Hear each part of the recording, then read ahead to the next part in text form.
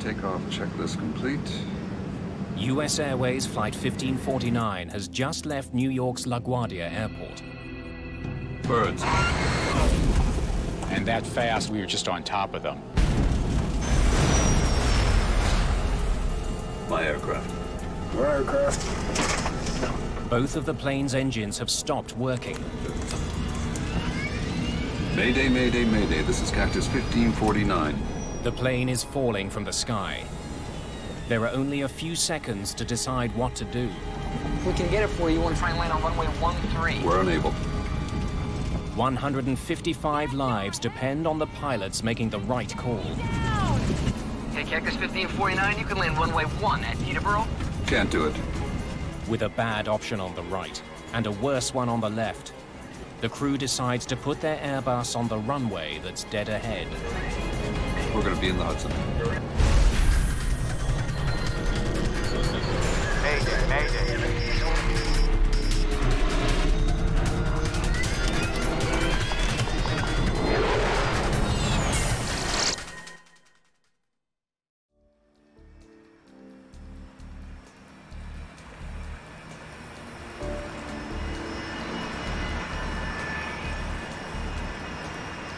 New York's LaGuardia Airport, mid-afternoon. Please take a moment to listen to this important... US Airways Flight 1549 is a short hop from New York City to Charlotte, North Carolina. At least it will be a little warmer in Charlotte. Your seat serves the flotation device. Together in the cockpit today are Captain Chesley Sullenberger, 57. Clear to push. And First Officer Jeffrey Skiles, 49. We were late because the weather was bad earlier, but by this point, the weather had cleared off for our departure, and it was just puffy clouds. 28, brakes released. Spot 28 for Cactus 1549. 150 passengers are on board the European-made Airbus A-320.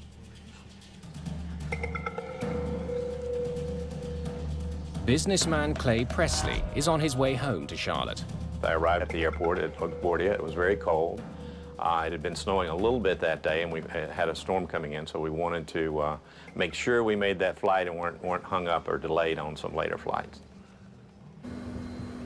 The crew flew in an hour earlier from Charlotte, with Sullenberger at the controls. Your brakes, your aircraft. First Officer Skiles will be flying the plane back to Charlotte. My aircraft. It's a common sharing of piloting duties. Cactus 1549, runway 4, clear for takeoff. Cactus 1549, clear for takeoff. This trip marks the final leg of a 4-day sequence of flights for both men.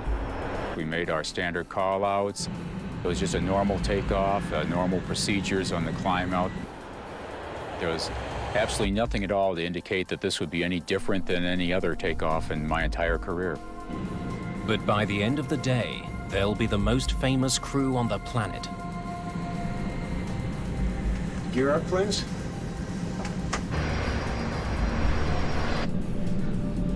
Gear up.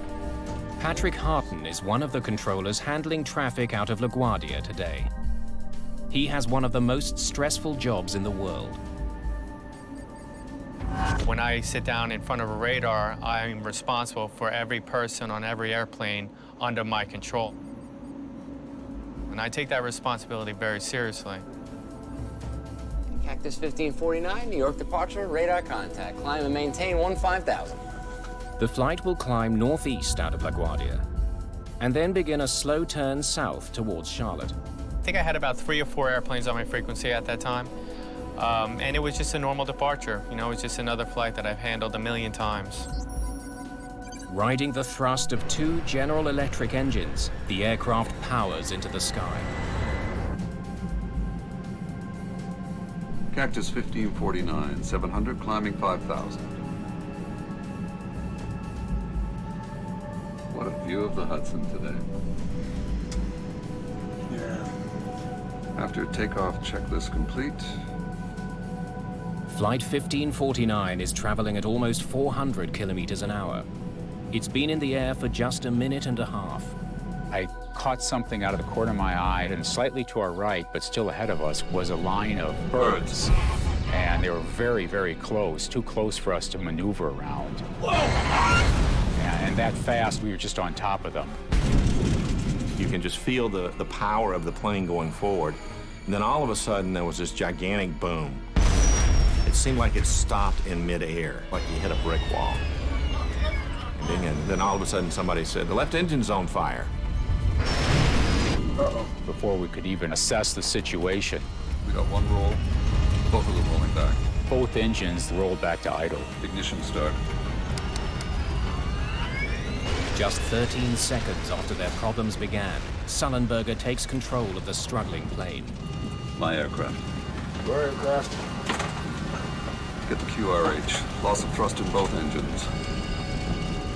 The QRH, or Quick Reference Handbook, is a step-by-step guide to dealing with emergencies. Mayday, Mayday, Mayday. This is Cactus 1549. Hit birds. We've lost thrust in both engines. We're turning back towards LaGuardia. When a pilot says Mayday or declares an emergency, you go from a focus state to a hyper-focus state. You just focus in on the emergency itself and, figure out the solution to the problem. Okay, you need to return to LaGuardia. Turn left, heading 220. 220. All of a sudden, there was a smell that came through the cabin. Something's burning. If fuel remaining, engine mode selector, ignition. What I'm thinking, though, at this point is that, we're just going to have to restart an engine. Thrust levers, confirm idle. Idle. The procedure is to try to restart the engines, and I always had faith we could do that. Airspeed optimum relay, 300 knots. We don't have that. We don't. Okay, Cactus 1549, if we can get it for you, you want to try and land on runway 13. We're unable. The conversations with Captain Sullenberger were very short and to the point, which was very appropriate for the emergency. There was a lot going on and wasn't much time to handle it.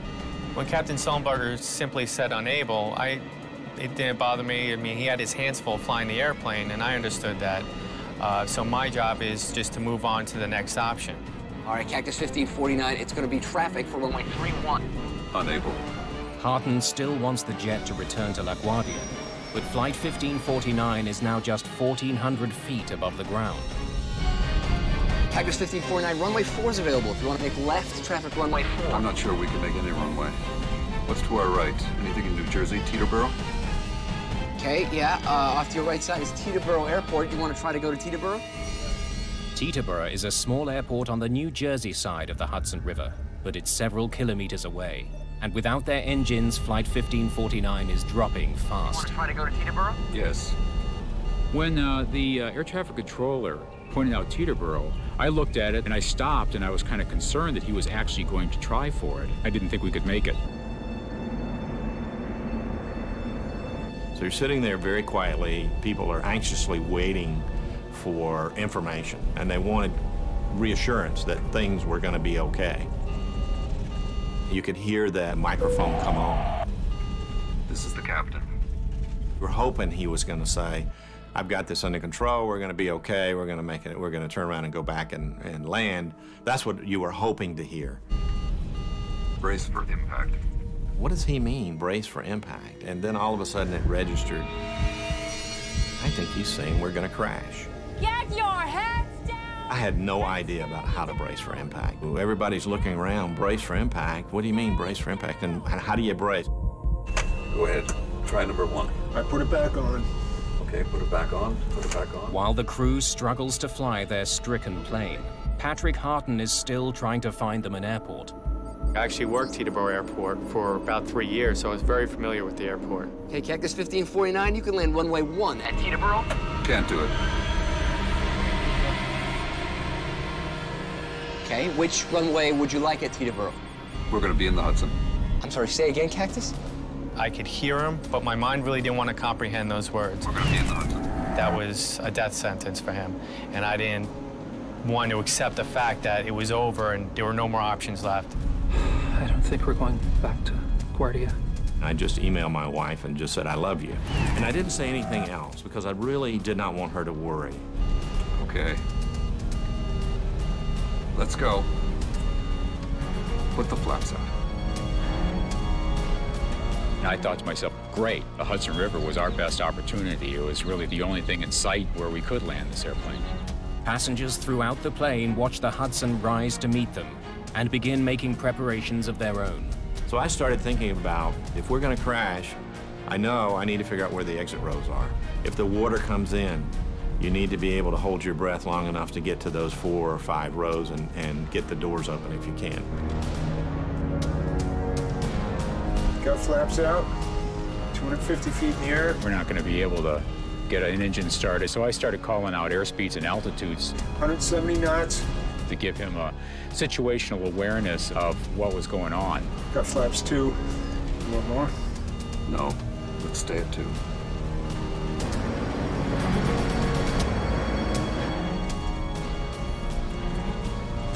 Got any ideas? Actually, not. We were so focused on what we were doing, and I always thought it would work out.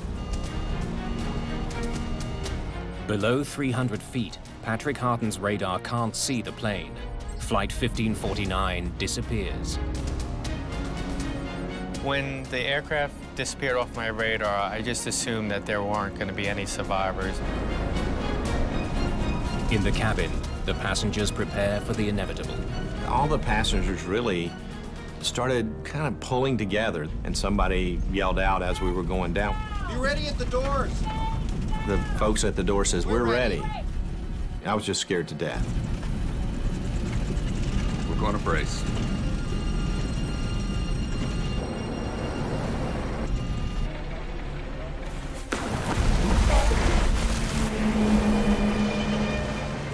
It looked like the airplane was going right for the bottom of the Hudson River. All we saw was water cascading over the windshield. It was like a tornado. Pieces of the plane were being torn apart. Some people were thrown around pretty good. Then the airplane popped up, and it was just sort of gently rocking in the waves.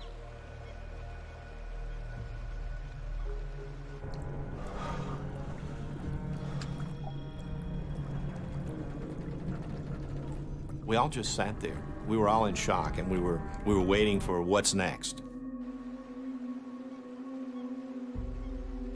US Airways Flight 1549 was in the air for just 5 minutes and 8 seconds. Having made a remarkable landing, the passengers and crew now face a new danger. The plane is leaking. The ice-cold water of the Hudson is pouring into the cabin.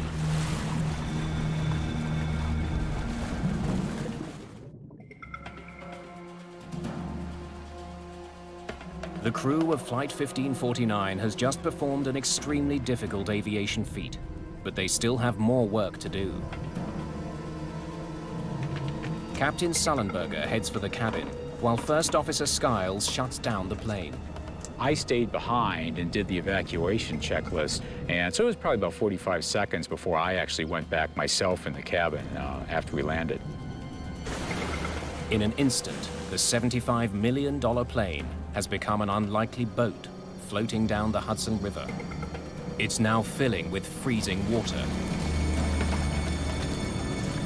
That water was cold. It was very cold, so your feet are freezing. People came to their senses and they said, "Get the doors open, get the doors open." At air traffic control, Patrick Harten has no idea the plane even made it down safely. I didn't think anyone could survive a water landing like that. They got me off position, because I was obviously in no condition to work traffic anymore. Harten is led to his union office. Despite his ordeal, protocol demands he recount his version of events. I really didn't want to speak to anyone. I just wanted to kind of hide under a rock. I needed my wife to know what had happened, but I knew I couldn't talk to her because I was pretty much in a fragile state and I didn't want to break down. So I sent her a simple text message. I said, "Had a crash, I'm not okay, can't talk now."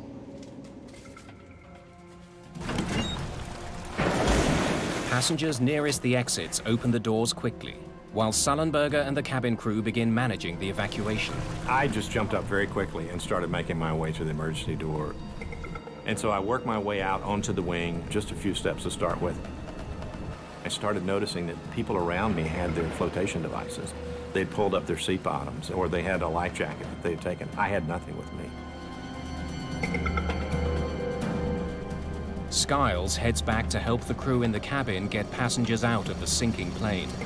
He knows there's not much time, and one of the flight attendants has been injured. I went back to about mid-cabin, and Sully and I and two young men were getting seat cushions and life vests, which are underneath the seats, and we're passing them out. And I'm looking around trying to assess the situation. Is the plane going to blow up? What's the next step? Yeah, there were actually probably 6 or 8 people that went into the water. And they were shivering and they were cold. We started pulling them back up onto the wing. At the back of the plane, water continues pouring in. Passengers are directed to move forward to escape. Go over the seats if you have to. This unwieldy boat won't be floating much longer. We were actually in the water, you know, up to our knees, and it was just absolutely freezing cold. You know, every part of your body that was in that water just ached to the bone. Come forward!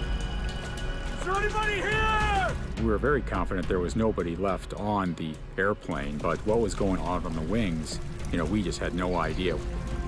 Skiles and Sullenberger are the last ones off the plane.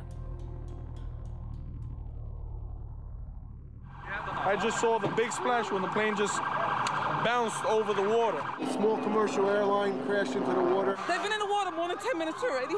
LaGuardia Airport has sent out an alert to New York's emergency services. In the middle of the Hudson, 155 frozen people hope that help will arrive in time. I saw the first ferry, and I could see the wheelhouse. I felt like, okay, we're really going to be okay. There was a sigh of relief. First on the scene are passenger ferries that have been shuttling people across the Hudson. They are eventually joined by the Coast Guard and fire department. The atmosphere on the ferry was still one of concern because we didn't know whether all the passengers got off the plane at that point in time. I was sitting in the union office preparing to make my statement. Where do I start?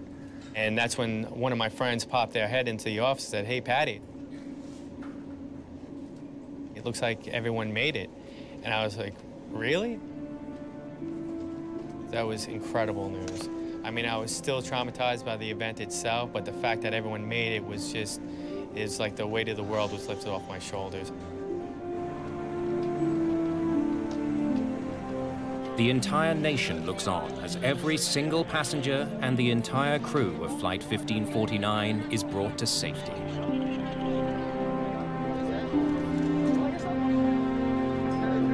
It's Cole! Are you okay? Like so many others around the world, investigators from the National Transportation Safety Board are riveted to the pictures. Hey, you gotta see this. We learned a little bit about the accident, of course, before we launched. The TV channels were showing the aircraft in the river and everything.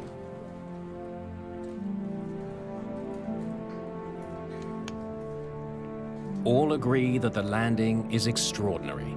I think it was a miracle, and very blessed to walk away. I reached over to Captain Sully and just said, "I just want you to know you saved my life and everyone's lives here." In my mind, we were dead, and every one of us came out of that alive. It's a miracle. By evening, the plane is almost completely underwater. The current is pushing it towards the edge of the river. The aircraft was tied up against the pier, and we went down to look at it to see what we were up against, of course. But we can't do much at night. NTSB investigator Harold Reichel arrives on the scene. The water was dark, of course. We just saw the tail and most of the fuselage, and one of the wings was underneath the water. We knew it was going to be quite difficult to get it, A, out of the water, and then B, to a place where we could examine the components of the airplane in a more controlled manner. For investigators, it's an unusual situation. Normally, their main task is to uncover the cause of a crash. With Flight 1549, the cause seems obvious. Birds. The original Mayday call was clear. Mayday, Mayday, Mayday. This is Cactus 1549. Hit birds. We've lost thrust in both engines. We're turning back towards LaGuardia. Okay, you need to come back. The crew reported that they hit several birds shortly after takeoff. I think everybody realized that a bird strike had occurred. What people didn't know was what kind of birds brought the aircraft down, whether it might have been a combination of a bird strike plus something else, whether the crew acted and flew the aircraft as they should have. My aircraft. Your aircraft. Get the QRH. U.S. Airways pilot made an incredibly skillful emergency landing in the Hudson River. Investigators want to interview both pilots, but their sudden fame makes them hard to get to. It became a little bit more difficult than usual to A, locate the flight crew, and then B, to talk to them. They were instant heroes.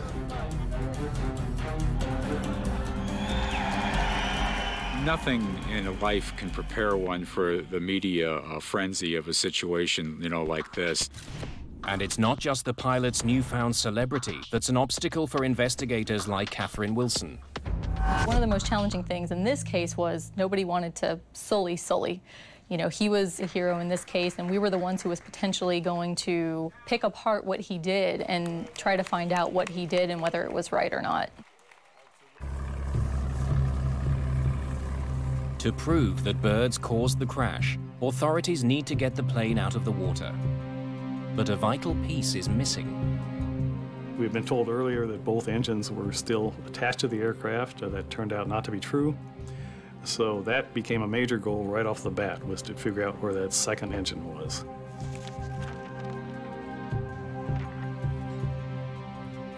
We didn't know exactly where it was. Let's focus on this area. But we had films of the aircraft actually touching down, and we could cross-reference different things. We used some side-scanning sonar that gave us a very clear picture of the bottom.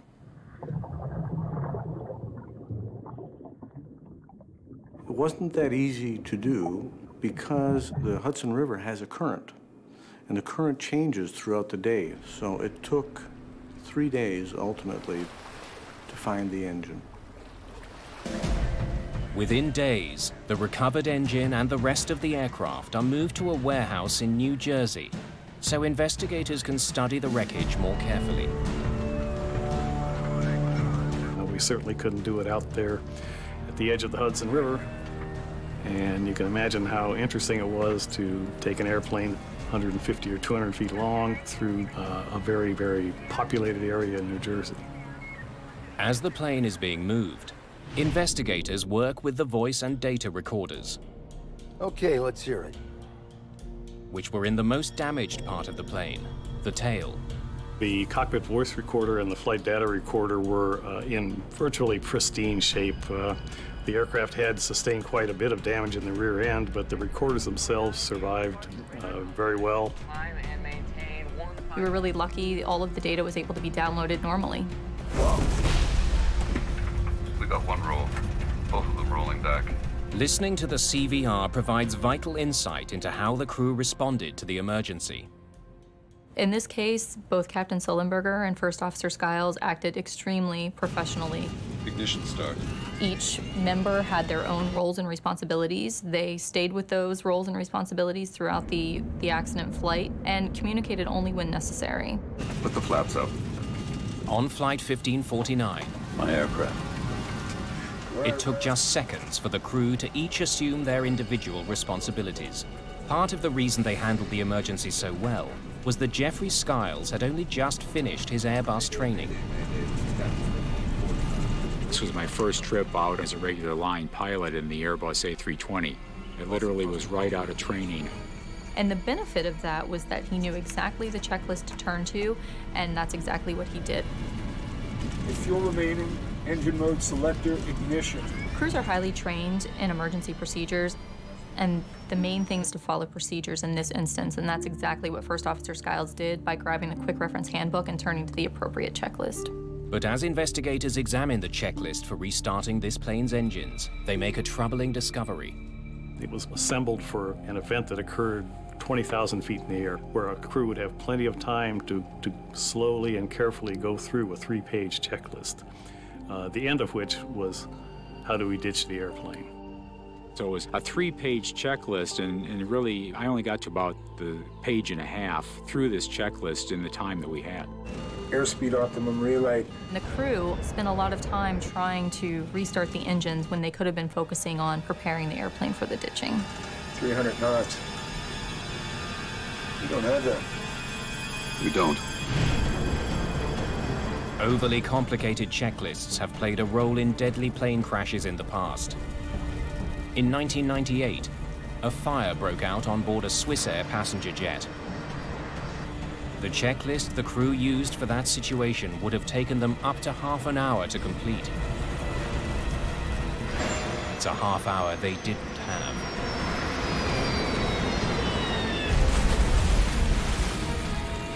But on Flight 1549, the checklist was far from the greatest challenge facing Sullenberger and Skiles. I'm not sure we can make any runway. Water landings are notoriously difficult because unless they're perfect, they can be catastrophic. In 1996, after a hijacking, an Ethiopian Airlines captain tried to land off the Comoros Islands when his plane ran out of fuel. His left wing hit the water first, causing the plane to cartwheel. It was ripped to pieces. Of the 175 people on board, only 50 survived.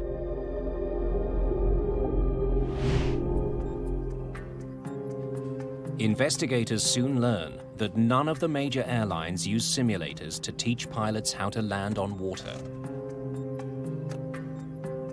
Training for ditching in a simulator is very difficult. We don't have the models to accurately simulate what an airplane would do when it touches down on water. Given the rarity of this type of event, it would be very difficult to justify training pilots for this type of event.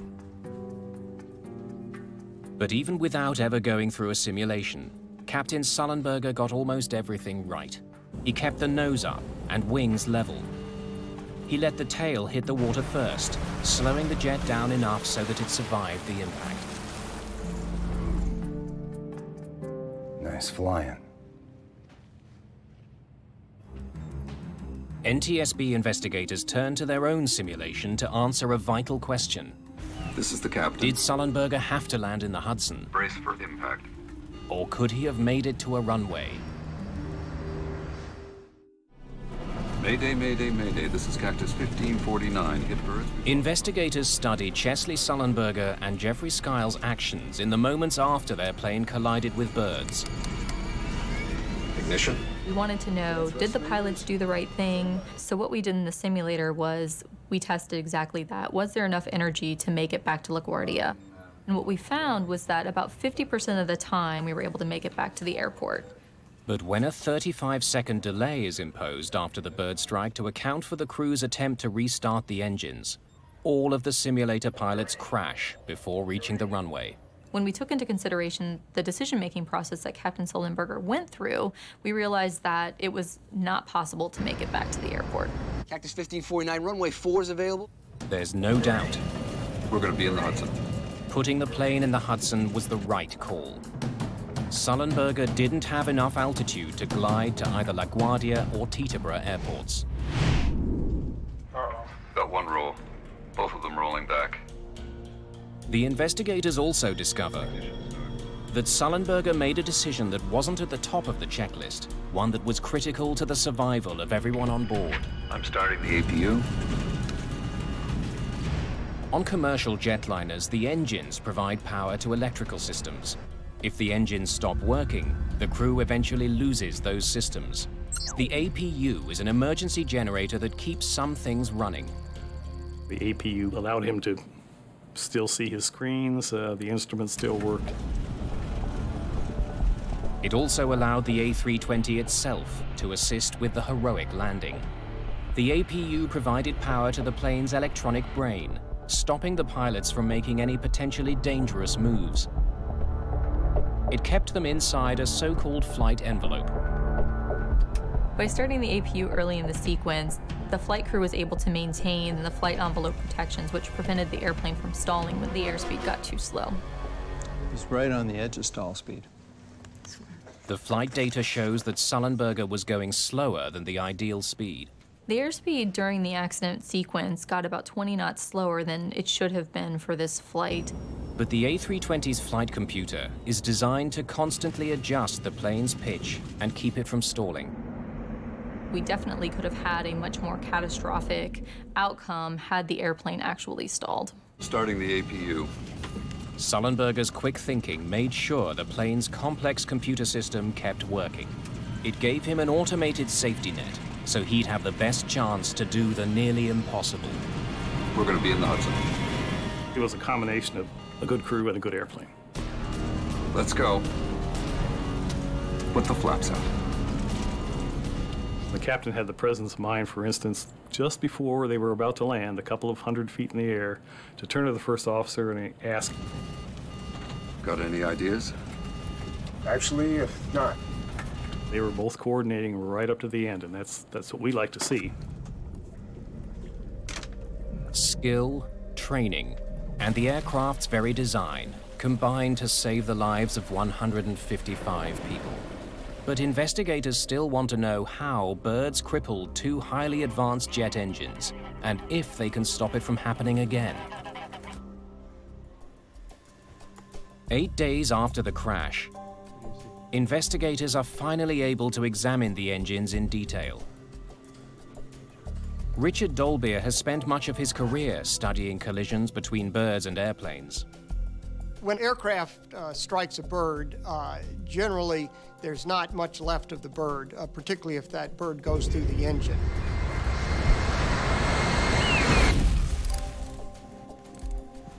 The engines are analyzed piece by piece to try and figure out exactly what happened 3,000 feet above New York. Let's look inside. We expose the engine surfaces to a black light. Proteins from many tissues will fluoresce with a black light. Much of the tissue was already gone, but many of the proteins stayed on the surfaces of the engine. Look at that. Deep in the right engine, investigators find about a cup of charred remains. Most of the remains found were just muscle tissue, bone fragments, and minuscule feather remains. I was able to find about 29 samples in one engine and 14 in the other. But the engines aren't the only part of the plane that's been damaged. Birds. Whoa! The aircraft hit many birds. So we found evidence on the wings and on the flaps and on the fuselage, but the plane can still fly when that occurs. The threat posed by bird strikes is well known. Bird strikes are a much bigger problem than the general public realizes. In the last 20 years, there have been approximately 210 aircraft that have been destroyed because of collisions with birds. This Boeing 757 ingested a crow while taking off from Manchester, England, later landing safely. In 2008 alone, there were 4 dramatic accidents. A Boeing 747 sucked a kestrel into one of its engines. The crew aborted takeoff and survived. The plane was ruined.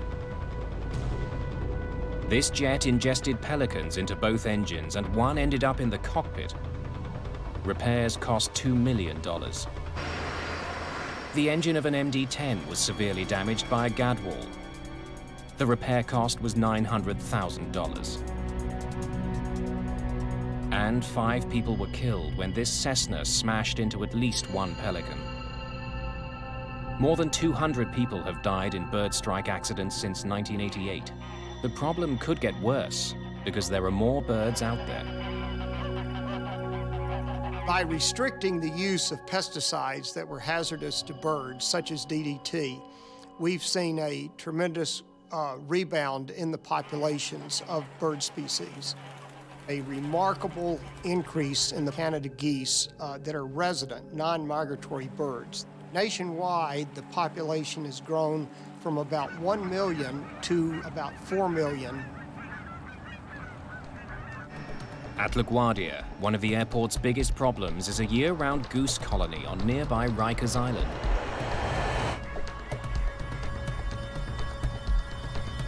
From the year 2002 to 2004, there were 8 Canada goose strikes at LaGuardia Airport. It involved birds either on the airport or right off of the airport. One of those strikes almost caused a plane to crash, and it was a very close call. For the past several years, airport officials have rounded up hundreds of geese from Rikers Island and euthanized them. It's controversial, but should be effective. So, where did these birds come from? If the geese that hit US Airways Flight 1549 were local, they can be controlled. Investigators need to know more about them. The remains that we did find were so small that we couldn't really tell what type of birds. We enlisted the help of the Smithsonian Institution. They can take remains, even very small remains, small pieces of feathers or flesh or whatever, and they can identify them. The hope is that DNA analysis of the remains will not only confirm the bird's species, but also offer clues as to where they came from.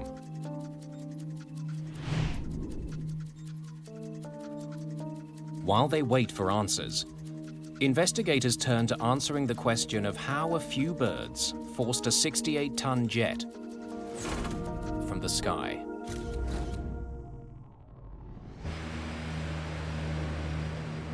Before they can be used in a passenger jet, engines undergo rigorous testing to prove they can perform under extreme conditions. The tests include ingesting frozen bird carcasses. The CFM turbofan engines that power the A-320 passed those tests and were certified in 1996. The large bird test required for the CFM engine is shooting a 4-pound bird from an air cannon into the engine, which is running at near full power. To pass, the engines don't have to keep running. They only have to stay together, which they did on Sullenberger's plane. Well, the engines did not experience what we call uncontained failures. No large chunks of fan blades or anything flew out through the cowls to hurt people inside the airplane. Fan blades are always the most interesting part to look at, and they often tell quite a story. A series of fan blades throughout the engine compress incoming air until it's ignited in the core, creating thrust. Ingested birds can wreak havoc on this process. When a fan blade of an engine fails, it causes a lot of continuing damage. In this particular case, all the fan blades were there. They suffered severe damage, but none were broken. An analysis of the engines shows that while the primary fan blades survived the impact, the delicate machinery inside the cores of both engines did not. Uh-oh. We got one roll, both of them rolling back. Once we went into the engine itself, into the core, we determined that there was significant damage.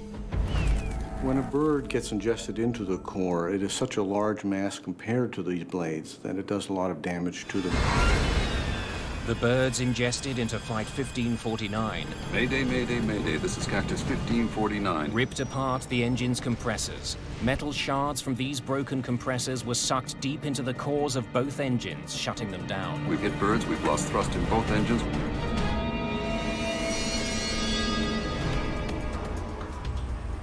When DNA results come back from the Smithsonian Institution, investigators finally understand why Flight 1549 lost both its engines. The birds that struck Sullenberger and Skiles' aircraft were adult Canada geese. They were far larger than anything the engines were ever tested for. Because of that analysis, we know that these birds ingested each probably weighed about 10 pounds. The tests also confirmed that as many as 4 large birds had hit Flight 1549's engines. It was simply too much for them to handle. Rarely do birds get ingested into the core of the engine. Rarely does an engine ingest the bird and then stop running completely. That's a very rare event. Ignition start. What makes this one even rarer is that both engines ingested birds and both shut down. We're going to be in the Hudson. The DNA test also proves that the geese involved in this accident were not the local geese that LaGuardia has worked so hard to manage.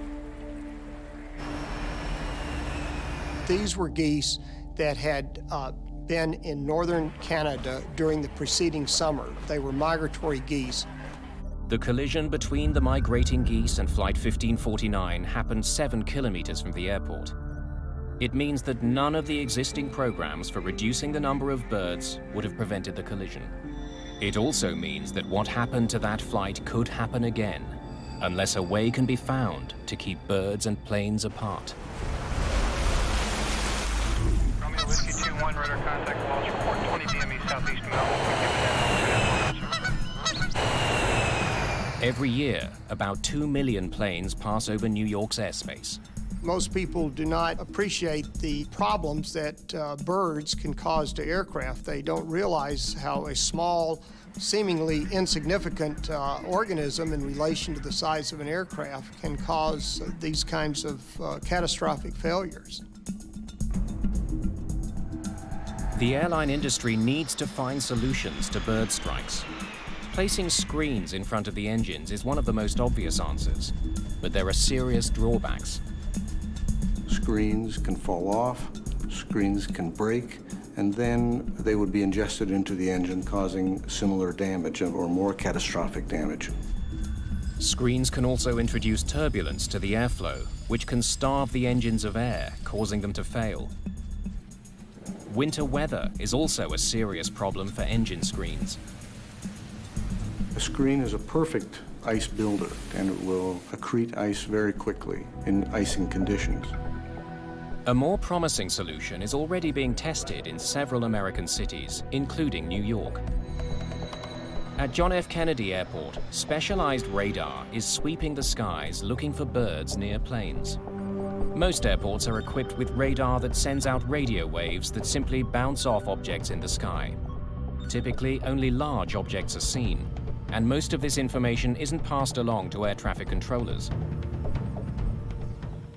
The fact is that their scopes would be cluttered with things. Tall masts from ships, for instance, would pop up on their radar as low targets. The clutter, in fact, would interfere with air traffic control, and that's not a good thing. But now, finely calibrated avian radar is being tested at JFK. It can distinguish items the size of hummingbirds. If any birds are detected moving through flight paths, crews could be alerted. I would love to see bird radar technology. The key would be how to incorporate that without increasing workload to an already stressed controller. Tests continue, but widespread use of avian radar is still years away. Cactus 1549, runway 4, clear for takeoff. Cactus 1549, clear for takeoff. Until then, collisions between birds and planes will continue.